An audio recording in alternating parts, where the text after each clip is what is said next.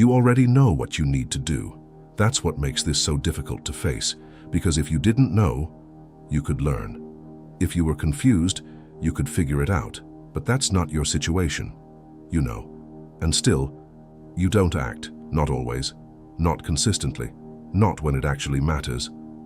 And that creates a kind of tension that doesn't go away. Because now the problem is no longer outside of you. It's inside. There's a moment that keeps repeating. You've felt it before. You decide you're going to change something. You feel clear, focused. For a moment, it feels real. But when it's time to act, something shifts. You pause. You hesitate. You look for something easier, and you tell yourself it's temporary. You tell yourself you'll do it later. But later comes, and the same thing happens again. And over time, something starts to build. Not just frustration, something deeper. Because now you're not just failing to act. You're starting to question yourself. You begin to wonder if something is wrong with you, because it doesn't make sense. How can you know exactly what needs to be done and still not do it? Most people try to solve this at the surface. They say you need more discipline, more motivation, better habits, and all of that sounds reasonable, but it doesn't explain the real problem. Because if knowledge was enough, you would already be where you want to be. The issue is not that you don't know. The issue is that something in you resists acting on what you know. And that resistance is not random. It follows a pattern that has been built over time. You didn't wake up one day and decide to avoid effort. You trained yourself into it, slowly, repeatedly. Every time you avoided something uncomfortable, you reinforced it. Every time you chose the easier option, you strengthened it. Every time you delayed action, you normalized it. And eventually, it stopped feeling like a choice. It became automatic. And that's where most people lose control. Not because they are weak, but because they are no longer aware of the pattern. They think they are deciding, but they are reacting. And reaction feels like choice until you try to change it. That's when you realize something is off. The Stoics saw this clearly. They didn't describe it with modern language, but they understood the structure of it. They understood that between what happens and what you do, there is a space, a small space, almost invisible. And inside that space, there is a decision. Most people never notice it, because they move too fast. Impulse, action. There is no pause, no awareness, no control. But that space is everything, because that is where you either follow the pattern or interrupt it. And the problem is not that you don't have control. It's that you don't stay in that space long enough to use it. You escape it, you replace it, you distract yourself from it. Because staying there is uncomfortable. It forces you to choose, and choice removes excuses. So instead, you let the impulse decide. And then you call it lack of discipline. But it isn't. It's untrained attention. And once you understand that, the problem becomes clearer. You don't need more motivation. You need to extend that space, to stay there long enough to choose consciously. And that's where everything begins to change. Your brain is not broken. It's obedient. It follows what you repeat, not what you intend. Every time you avoid something difficult, you teach your brain something, not consciously, but behaviorally. You teach it that effort is not required, that discomfort is unnecessary, that avoidance is acceptable, and the brain adapts perfectly, not to your goals, but to your actions. You say you want discipline, but you practice avoidance. You say you want focus, but you reward distraction. And the brain doesn't argue, it doesn't question, it adjusts. That's why things feel harder than they should, because you are trying to move in one direction while reinforcing the opposite pattern. And over time, that creates resistance. Not external resistance, internal resistance. And that resistance feels like a lack of motivation. But it isn't. It's conflict between what you say you want and what you repeatedly do. And the more that conflict grows, the harder action feels, until eventually you stop trying. Not because you gave up, but because the effort feels unnatural. And here's where most people misunderstand the signal. They think, if it feels this hard, something must be wrong.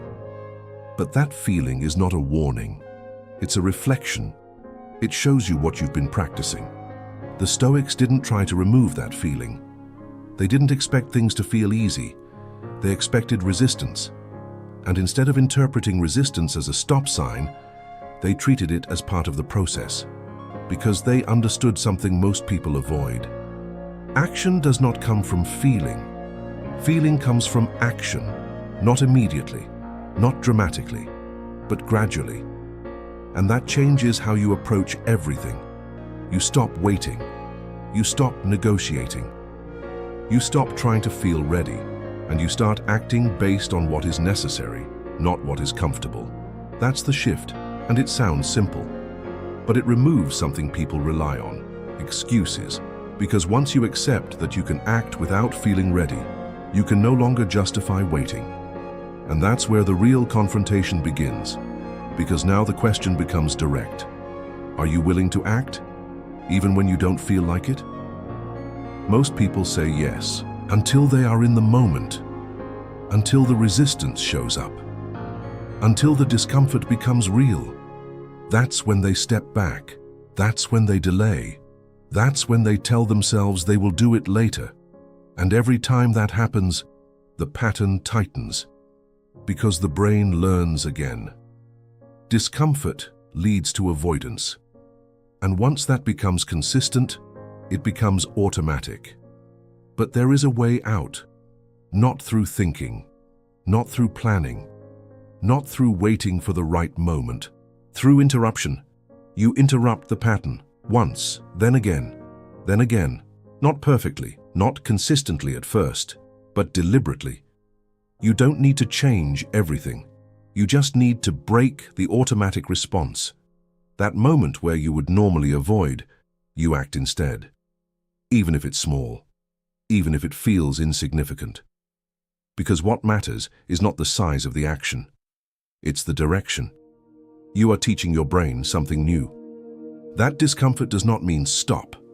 That effort is not a threat.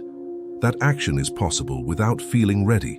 And every time you repeat that, the resistance weakens, not immediately, but predictably, because the brain adapts to repetition, not intention, and that's where control is built. Not in one decision, but in repeated decisions, over time. But there is something deeper, something that causes most people to fall back, even after they start, even after they make progress. They return to the same patterns, and they don't understand why, because they think the problem was starting, but it wasn't. The real problem is maintaining awareness, because the pattern doesn't disappear, it waits, it stays familiar, and when your attention drops, it returns, quietly, automatically, and you don't notice until you are back where you started. That's why discipline is not a state. It's not something you reach. It's something you practice, continuously, daily, moment by moment, choice by choice. And once you see it that way, you stop looking for permanent solutions, and you start focusing on present control, not fixing your life, controlling this moment, then the next, then the next. And that changes the entire structure of the problem, because now you are not trying to become someone else. You are training yourself to act differently, consistently. And that is something you can do, not perfectly, but repeatedly. And that is enough. Because repetition creates change, not intention, not motivation, not knowledge, action, repeated action. And once you understand that, the question is no longer, why don't I do what I know? It becomes, what am I choosing right now? And that question is the only one that matters, because the answer is always under your control.